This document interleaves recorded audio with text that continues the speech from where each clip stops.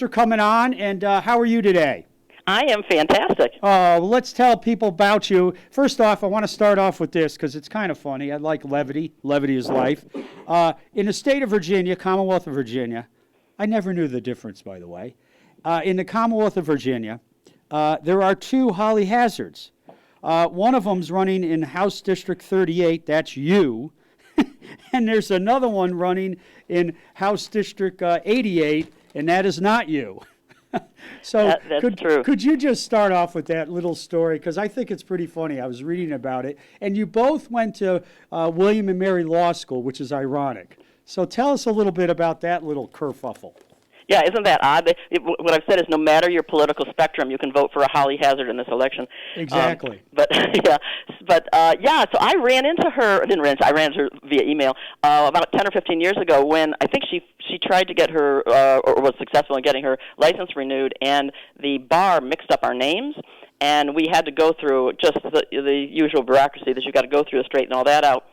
And I had a few email exchanges with her on that, saying I'm glad that she was an upstanding attorney and not some ne'er-do-well because she had my bar license for a while. And she's a Republican. She is, right? Yeah, HD 88. We wish her all the best. We wish her all the best. But I want to talk about HD 38. You, Holly Hazard. Yes. I always ask this question in your life. What event or series of events caused you to throw your hat in the ring and run for delegate this year? There was an event when I was a lot of these happens when you're a child, don't they? There was an event that happened when I was about a 13-year-old kid that caused me to begin my life's work and my path towards fighting for justice, and that was that I had a dog. I'd wanted a dog my whole life. My mother kept giving my sister kittens. I had a dog, Skipper, and he was my everything. And he slept at the end of my bed. I took him for walks. I taught him tricks. I did all the things that an 11-year-old, 12-year-old kid does with her dog. And I came home from school one day, and Skipper was gone.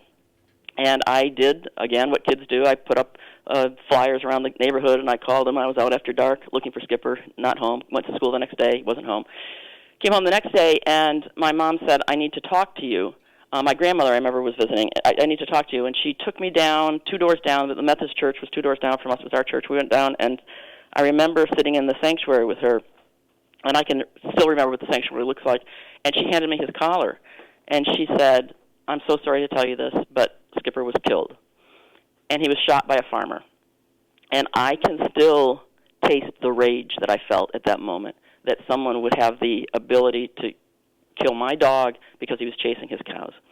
And that he did have the right to do that. That is a law in Pennsylvania. It's still a law in Pennsylvania. It's a law in Virginia. If you're worrying, it's called worrying cattle. You have your right to take your gun out and shoot someone's pet. Wow. And of course, as an adult, I understand that things aren't fair and that you have to make choices and this, that, and the other thing. But as a child, that just really stuck with me. Go ahead. I'm sorry.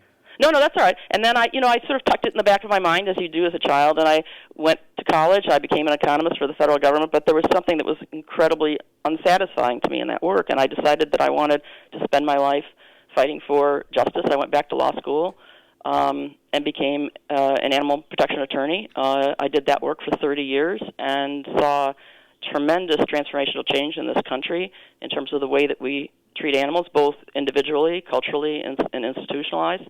And I then became interested in Virginia politics and in looking at things more broadly. I became involved in, of course, environmental issues and women's issues and issues related to education. And I think I've got something to bring to the legislature. So that's how I got to be here.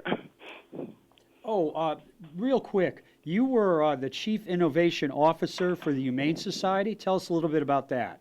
Yeah, so I founded a group with Doris Day called the Doris Day Animal League. It was a lobbying organization, and after about 10 or 12 years of that, it was longer than that, it was 15 or 20 years, the Humane Society came to me and said, we really need a top-notch lobbying shop in our organization, and would you be willing to merge with us and bring your folks to HSUS? I did that, but they already had someone who was the head of their lobby shop, and by that time I was sort of done lobbying. And so they asked me if I wanted to just look around and select projects that I could start with a seed of an idea and take to fruition or not, find out that they fail. And I did a number of wonderful projects for the Humane Society. I started program that eventually brought wild horse contraception to the wild horse herds. Instead of slaughtering wild horses, the federal government slaughtering wild horses, they instituted a program where they would go out on the range, and or we would go out on the range. I learned how to shoot a dart gun at wild horses at one point in my life. Go out on the range and dart horses and contracept them so they weren't having the young and causing overpopulation on the range. And projects like that. Some of them worked, some of them didn't work. But I spent a number of years sort of getting your head up above the grass and seeing what's out there and what might be possible if we just put our minds and money to it. Holly, the HD38, what does that encompass?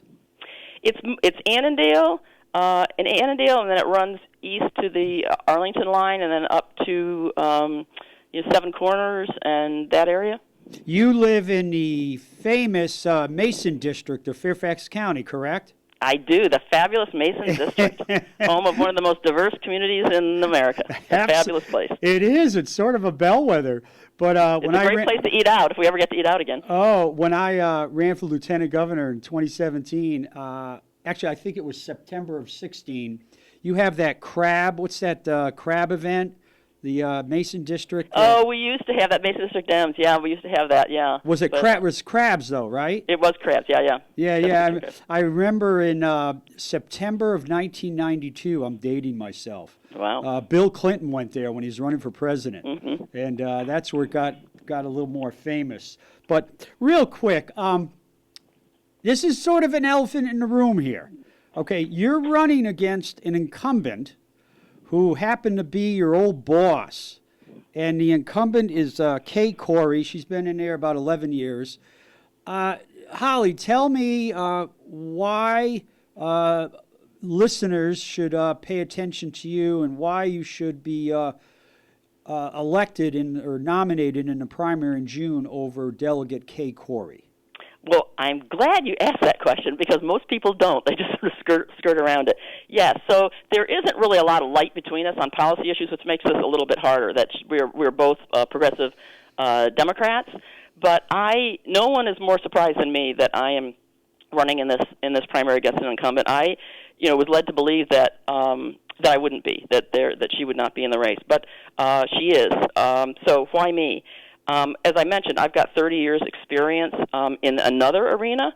I don't believe that these seats were envisioned to have people anointed to them for life or for a long period of time, that we have a citizen legislature in Virginia, a part-time citizen legislature. And she's not the only one, but a lot of folks move into these positions and then they become this lifetime career. And in some cases that's okay. But when you've been in a job for 12 years or so, you can lose your enthusiasm and your passion, and even if you don't, that having that new perspective, any new perspective, coming into the legislature breathes some life into the entity. And we saw that certainly with the folks who came in 2017, not only that they were Democrats versus Republicans, but they were people from all different walks of life and different lifestyles and different interests. And when you do that with your state legislature, you get new ideas, new kinds of legislation, new ways of looking at things. And I think that's really healthy for our democracy. Well, let me focus on an issue that I was reading in your literature. My late dad, Joseph Theodore Rossi Sr., he's my hero. And he dropped out of school after the 8th grade. Dropped out. And one of the reasons was his mother had a tragic incident, burn incident. And he was 13. And then 2 years later, his father died, and they think my grandfather passed away, and they think it was because of a broken heart. So he was an orphan by the time he was 15. And he didn't go to college. He didn't go to high school. and one of the things, and he became a successful businessman in Connecticut. He had a farm. We had horses, cows, and we had a lumber business on the side that became sort of the full-time thing. But you are pushing for more alternatives to four-year universities. And I always admire people that put an emphasis on that, because having a four-year degree is great, but there are many ways to make money, and there are many ways to be educated, and getting a four-year degree is not the only way to expanding your horizon, as they say. So talk a little bit about the alternatives that you want to implement if you're elected delegate? Yeah, Gene, I agree completely, and I'm so sorry about your grandfather and the life experience he had, but it sounds like he learned from it and ended up having a great life and a great family. But yeah, in Northern Virginia, I think anyone who's gone through the Northern Virginia public schools, and I love them, knows that we've got this huge emphasis on getting kids from high school into college. And I'm, of course, a strong advocate of college. My 4 kids have all gone to college. But for some kids, that just isn't the path in life for whatever reasons. Either, as in the case of your family, there are needs that are pushing them in another direction, or they just don't have the passion for sitting in a classroom, that they're more active people, and they are going to go out and work in the trades or in technology. And in Northern Virginia, we have this, there's almost a stigma, I would say, for kids who might choose this path, and there is not... I agree. They're not lifted up by these choices. They are put down, and in some cases can be embarrassed by it. And what can happen, and what does happen in the schools here, is that if they decide they're going to make that path, oftentimes, particularly if they don't have coaching at home or understanding at home of what the opportunities might be in that pathway, they just quit in the junior year. There's a large number of kids quit junior year, and they don't finish high school, which, as you know, is a tremendous economic block throughout their lives. And so what I and a few neighbors decided to do was to talk to our local school, which is Justice High School, and say, would you be willing to work with us on a program where we can have the same kind of nurturing and support for kids who for whom this path might be appropriate, as we do with all the college counselors and all of the support that we give kids who are looking into the maze of college options and opportunities.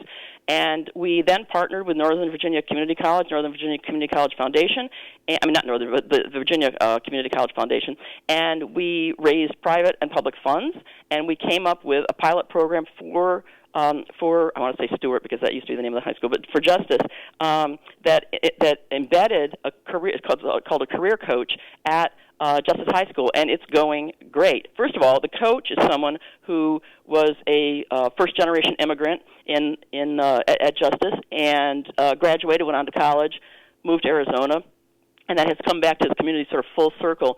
And he has, I think, about 30 kids under his wing now. This is in various stages and capacity. Some he's talking with every day, and some he's given a bit of advice to, in terms of what the options and opportunities are. And that's one side of the coin. The other side of the coin, as you may know, is we've got a huge employment shortage in Northern Virginia for people who are in the trades and who are in technology. We've got a very highly educated population. We've got a place that's very expensive to live, and we've got a huge shortage that with Amazon coming in is only going to grow and grow and grow. So we've got this need, and we need to have people in place to fill it. And if you go and work with the unions, or you go to community college and get a 2-year degree in some trades, you can make a great middle class income of $100,000 to $150,000 a year. So there's a need, and there are people's lives at stake and generations in the future at stake, and we thought that this might be something innovative to try to see if it works. I'm confident it's going to work,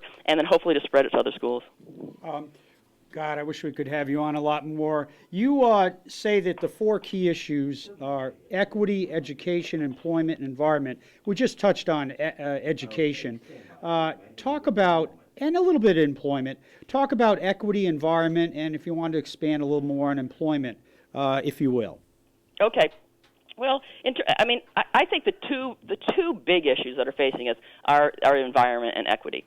And one policy proposal that I am hopeful that I can work on in the legislature is to have virtually every dollar that the state government spends be filtered through the idea of, is this equitable, and does this increase equity or decrease equity, and what is this going to do to the environment? And that's not to say that we can't make any decisions that are going to be negative in any of those ways, but we need to at least recognize it. We need to go through that filter and say, are we going to be better off in the coming years in terms of the environment? And then, what does this do to minorities? And are we? And of course, we know that when we box these issues in, when we say, oh, that goes to this committee or that committee, and this is an environmental issue or this is a transportation issue, these issues, these two issues, are so important that they really run through every single decision that we make, whether it's education or transportation or certainly building pipelines. That there are these kinds of considerations. So we have a budget of 170 billion, biannual budget of about 170 billion dollars. Every single decision should go through that filter, and just by that policy alone, I believe that we can significantly shift the kinds of choices that we're making. Specifically, with equity, I really want to focus on criminal justice reform, and that is, first of all, abolishing solitary confinement, which is an abomination, and then also reforming women's prisons. That we've had a stagnation in the number of men going to prison, but the number of women going to prison is really skyrocketing, and not only is it a horrible experience for the women in prison, but also, of course, it's the use of taxpayer funds for reasons that I think, in many cases, are not necessary. And I think women are mostly in prison for one of two reasons. It's drug addiction. It's been this horrible opioid crisis that yes. Imposed on us. So there's a great book on that, Dope Sick, that was written a few years ago that explains exactly how that happened. And then and bad choices in men. Those are the really two big reasons why women end up in prison. Well, prison is not going to solve either of those problems. And I think our money is going to be better spent, certainly in terms of drug addiction, by having diversion programs. And if people have got bad choices in men, they're not going to get therapy. They're not going to make any better choices in prison. Now, that's not to say that people who commit crimes should not be held accountable in some way, but we have a extremely high rate of incarceration in Virginia, and of course, as I know you know, we've got a very high rate in the United States in general. And I don't think that people are worse people in Virginia than they are in other states, and so we seem to have a culture that has a default to prison as opposed to other programs. I think we can do better there. Well, Holly, I wish I could talk with you for another hour, but if somebody wants to get more information about Holly Hazard of HD 38, Falls Church specifically, or to donate money, where should they go? It's very easy. HollyHazard.org. That's HOLLYHAZARD.org. You find out all about my positions, and certainly can donate or volunteer or just have a chat. And the primary is June 8th of this year. Good luck. It is. Thank you so much. Hey, thank you. Bye-bye. Be safe. Bye-bye. You are listening to the John Fredericks News Talk, 100.5 FM.